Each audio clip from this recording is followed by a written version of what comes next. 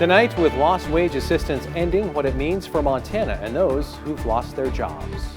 Plus, the closely contested race for U.S. Senate is starting to draw some big names to Big Sky Country. And later, we're taking you to the U.S.-Canadian border, a look at how things have changed since the pandemic. From Montana's news leader, this is the MTN 10 o'clock news. Good evening, and thanks for trusting KRTV. I'm Tim McGonigal. And I'm Keely Van Middendorp. Well, it's been a beautiful day, but will warmer weather stick around? Here's MTN's Elizabeth Copeland. We're still very clear as the sun is set across north central and northeast Montana. Still not seeing too many clouds in the sky, so we'll take a nice temperature drop tonight back down to the 40s, and we'll see some very cool temperatures overnight, but warm right back up for tomorrow afternoon. Now, this warm and dry trend is going to keep us with an eye on the drought monitor, especially as we head into next week. So drier conditions are going to last through the weekend. Early next week, we're already seeing some moderate spots pop up across the High Line and the Rocky Mountain front closer to Cut Bank and the Browning area. So very dry conditions really across all of Montana. And it's still warm out there tonight, warmer than it was this time last night. Those temperatures drop about where they were last night, not quite to that freezing level, but in the 40s as you wake up for your Friday morning, and then heading out with a lot more of the sunshine and warmer temperatures. By 10 a.m. it's going to skyrocket to 59 degrees, and then we'll be in the 80s by later in the afternoon. But we keep talking more about those drier and warmer temperatures through the weekend coming up in our extended forecast. Thanks, Elizabeth. Well, Democrats in the U.S. Senate blocked an effort by Republicans to pass a scaled-down coronavirus relief bill today. As you might imagine, Montana's two U.S. senators were on the opposite side of the political fence on the vote. Majority Republicans needed 60 votes to advance the bill, but none of the chamber's 47 Democrats would support it. Republican U.S. Senator Steve Daines said it's beyond disappointing that Democrats blocked the bill, which he said included more money for businesses, schools, unemployment benefits, and COVID-19 testing. He said senators need to put politics aside and pass a new relief bill. But Democratic U.S. Senator John Tester said Republicans made no effort to compromise with Democrats and put forth a bill they knew would fail. Democratic Governor Steve Bullock, who's running against Daines, also chimed in on the vote. He said he can't believe that Washington is giving up on providing help to the American people during an unprecedented health and economic crisis. The U.S. House returns to work next week, but it's unclear whether negotiations will occur there over a relief package. The $400 Lost Wages Assistance Program implemented last month through the federal government has ended. The last payment for benefits will be for the week ending September 5th. The program was created by an executive order from President Trump to assist individuals who had lost their job as a result of the pandemic. It directed FEMA to provide $300 in lost wage assistance to states that provided an additional $100 copay.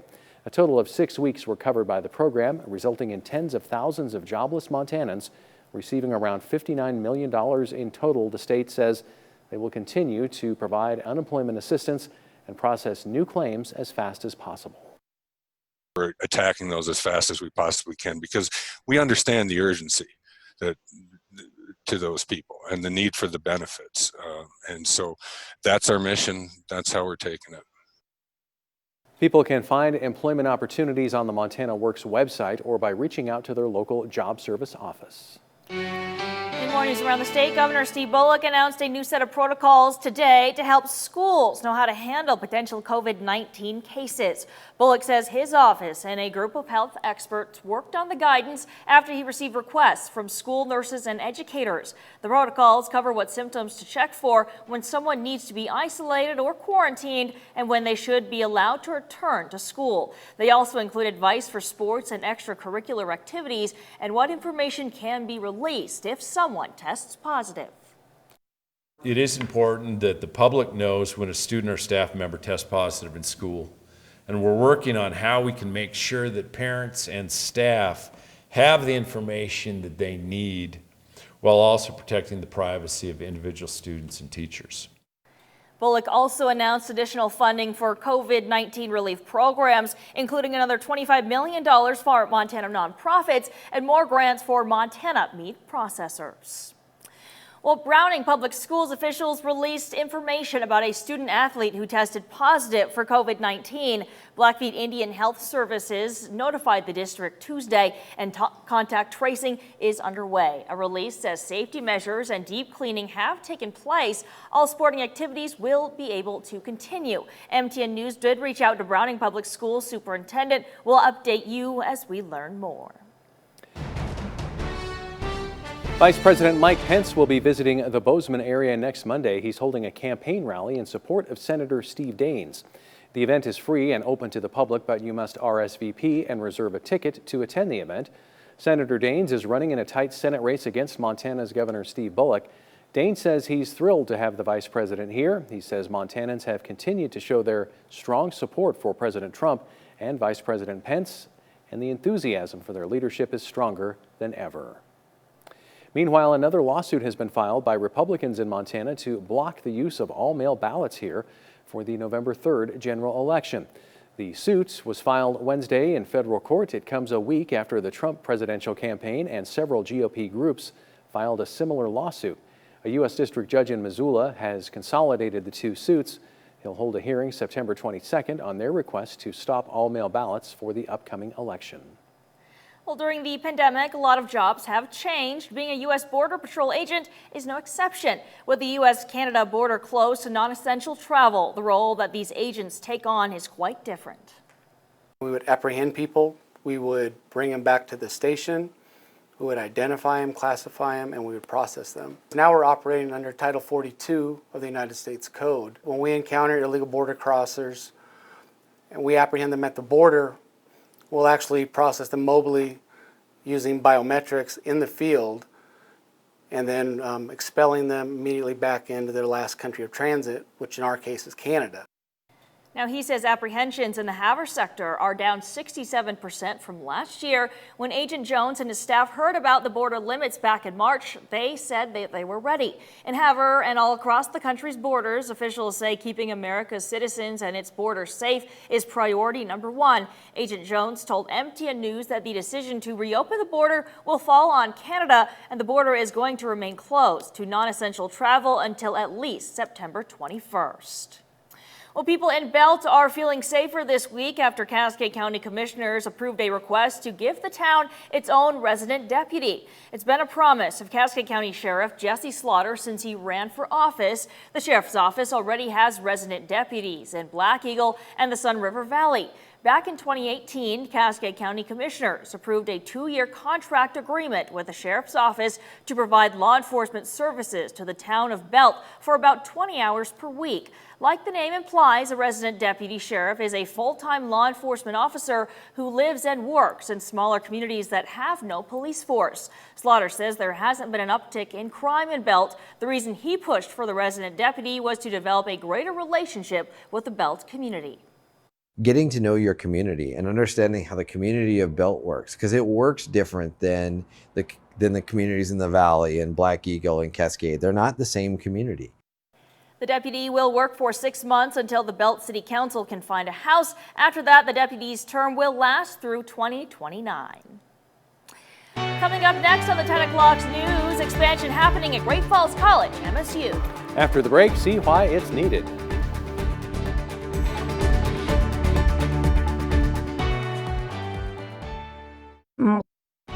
From Montana's news leader, you're watching the MTN 10 o'clock news.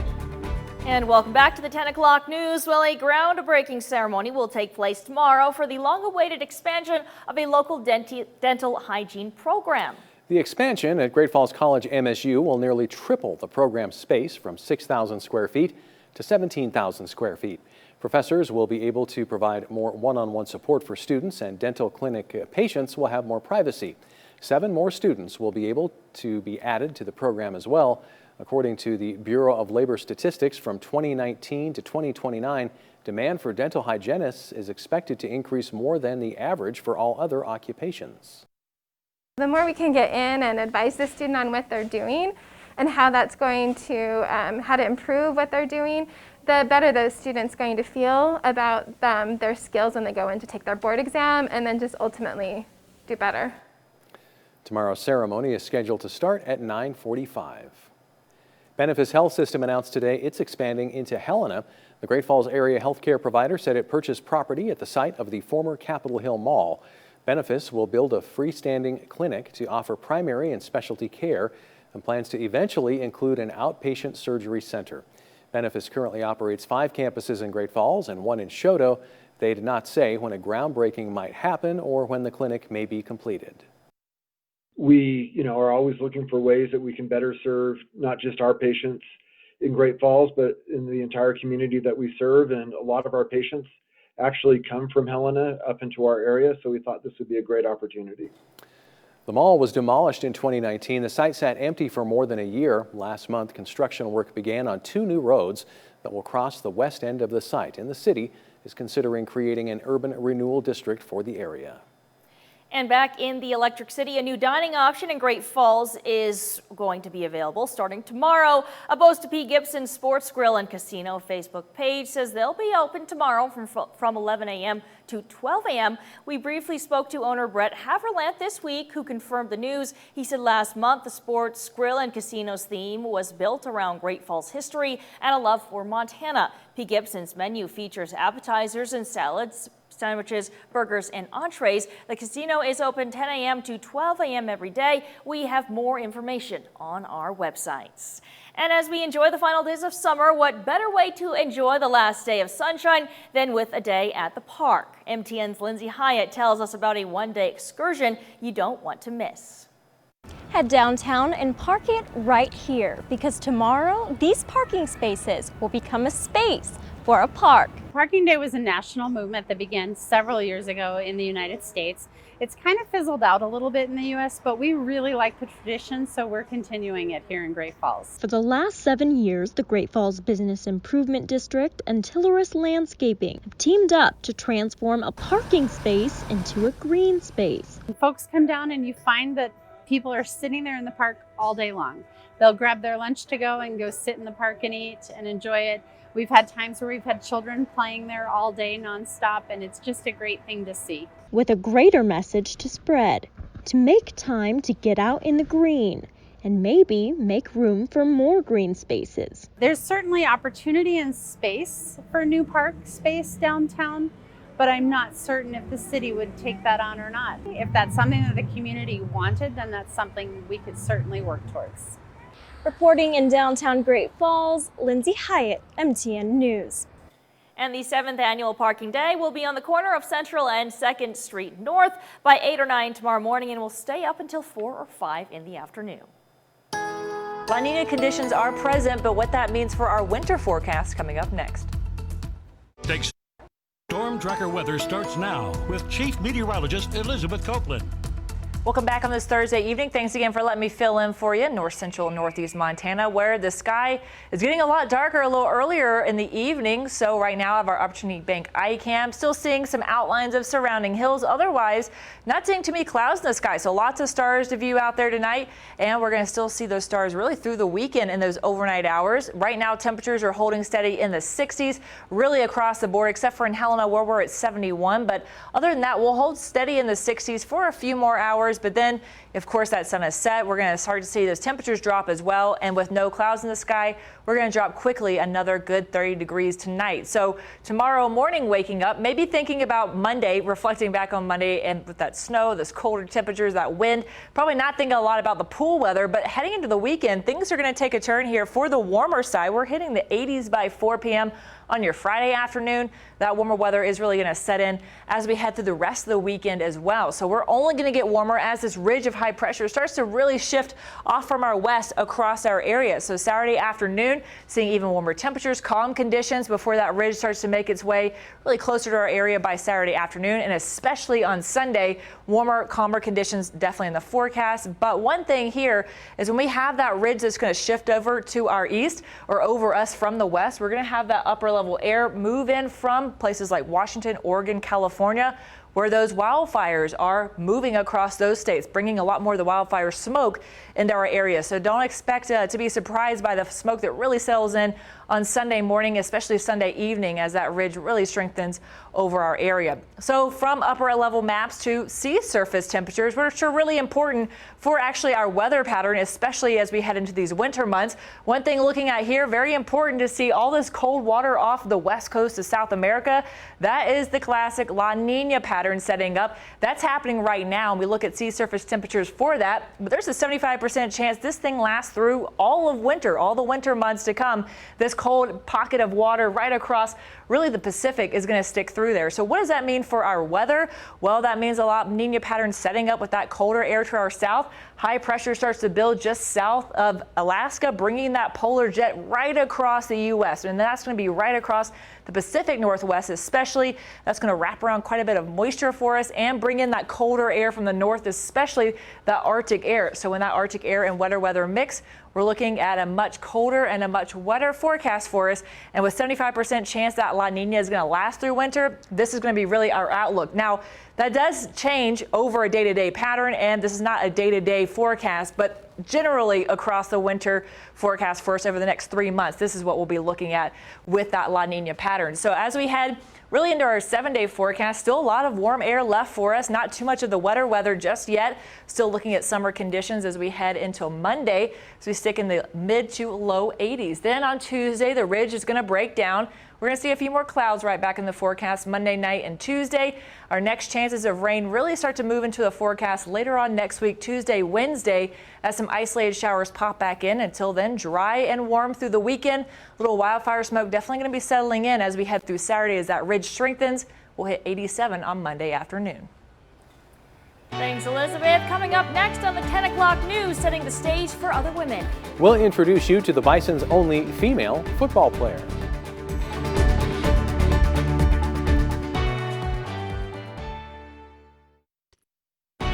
From Montana's news leader, you're watching the MTN 10 o'clock news. Welcome back to the 10 o'clock news. Class AA soccer is into its 3rd week. MTN's Isaiah Dunk takes us to the Cybele soccer fields for today's action. Thursday afternoon soccer in Great Falls. Billings Skyview taking on the Bison. Girls are up first. Early first half, there's Hannah Mart for Great Falls. Madison Carter can't reach it, and that goal ties it at 1 apiece, but Skyview would strike back. Charlize Davis, the sophomore with the fancy footwork, doing it all by herself. Tough angle there. She gets it to go, and the Falcons are back in front 2-1. But watch this. Macy McElhenney with the shot off the crossbar, no good. Emma Harvey keeps it in front of her, and she would score. Knotted up at 2-2, and that would be your final. Let's go to the boys' side. 2-1 Bison in the second half. Skyview's Aiden Morgan trying to change that, but watch the effort from keeper Trevin Smith. Second effort to secure that ball. Score stays the same. Later on, Bison trying to add. Here's Ethan Hahn with a decent look there, but Jason Denau says, hold on a minute, I got this. Score holds. Desperation time for Skyview now, but here's Smith again. He withstood a barrage at the end. Bison win 2-1. West and CMR on the other fields. On the girls' side, Bears up 3-0 at half, looking for more. Emma Lensing looks like she has a goal there, but no. Offsides is the call, still 3-0. Another chance for West here, close call. But Robin Blair corrals it for the Rustlers. Score would hold, but West controlled this one throughout. Jada Casares gets around the defender, and that is money. West takes this one, 4-0. Boys matchup, this one was all Billings West. Can't quite see it here, but that's Finley Lefebvre getting the Bears on the board early. Then just minutes later, still in the first half, Quinn Porreggio has a good angle, and he's got a rocket. 2-0 Bears. And there's plenty more where that came from. Still in the first half now. Bears are looking for Porreggio again. Too easy. Golden Bears take this one, 7-0. In Great Falls, Isaiah Dunk, MTN Sports. Well, traditionally, high school football has been a sport only for boys, but our Tom Wiley introduces us to a player who's working to change the perception one tackle at a time. Take a quick glance at the Great Falls High practice field and a certain player might catch your eye. Number 26 is Lexi Vogel. She's the only girl on the Bison football team playing a sport she's loved for years. I just grew up around boys all the time. I was always doing everything with them, and so football just came into the perspective. But Lexi is not a kicker. She's not a bench warmer. When she straps on the pads, she lines up at middle linebacker. Tom Flash Black, Tom Flash Black. Ready? Everybody thinks that girls can't play, and then once they see me, they're like, wow, they actually can play. She's expected to play a big role in Saturday's freshman season opener against Gallatin, and that playing time is earned. You know, I met her for the first time this summer when we opened up the weight room back in June, and this young girl was showing up every day and working hard. I mean, she just is like, hey, I may be a female, but I love the sport and I want to work hard and I want to be a part of it. She just wants to play. I've always loved the game, and all the coaches are amazing here. They don't treat me like a girl. They treat me as like one of the boys, one of the teammates, and they push me to try harder and harder. There are those that still say there's no place for females in football, and Vogel hears them. A lot of people have said it to me. Actually, the other day during one of our scrimmages, one of the linemen on the other team, on the sophomores team, was like, oh wow, it's a girl, and started laughing. It made me a little bit upset, but I kept it together, and then I just brushed it off. In fact, it just makes her work even harder. Trying to set an example so that things like this, especially like girls going in a male predominant field, I want to be one of the examples to show that you can do it. And just because you might be a little bit different doesn't mean you shouldn't do it. It means that you should try harder to do it. And I want to be one of the examples to show that girls can do anything a male can do. Tom Wiley, MTN Sports. Vogel also plays running back, and she'll split her time on offense and defense when the Bison freshmen host Gallatin at Memorial Stadium Saturday at 11 a.m. Don't go away. We'll be right back. Warmer weather through the weekend, 85 on Monday, so still seeing the sunshine and drier air through then. That ridge of high pressure breaks down. We bring in a few more showers as we go into midweek next week. Until then, expect sunshine for the weekend with a little more of the wildfire smoke from our southwest moving in on Saturday and Sunday afternoon. Well, as you've been out and about less during the pandemic, one thing you've surely noticed is you don't see the Oscar Meyer Wienermobile around as much. That could be because it's been spending time helping Franks find their perfect buns. People aren't gathering as much these days, but they're still falling head over heels for each other, and that's why the 27-foot-long hot dog on wheels is making appearances with smitten couples committing to tie the knot. The best part, if you want the giant wiener as part of your marriage proposal, and who doesn't, like love itself, it's free. That's right, all you have to do is sign up, and if the wheeled weenie isn't otherwise engaged, it will roll on down to your magic moment at no cost. I wonder if they roll on down to Montana for Jason and Shannon's wedding. I don't know. That'd be a good magic in the making there. Yeah, that'd be a great present. Hopefully they're not watching, and then we just gave it away. Right, a little surprise, maybe on their honeymoon. There you go. Yeah. That's all the time we have tonight at 10. Thanks so much for watching. Good night.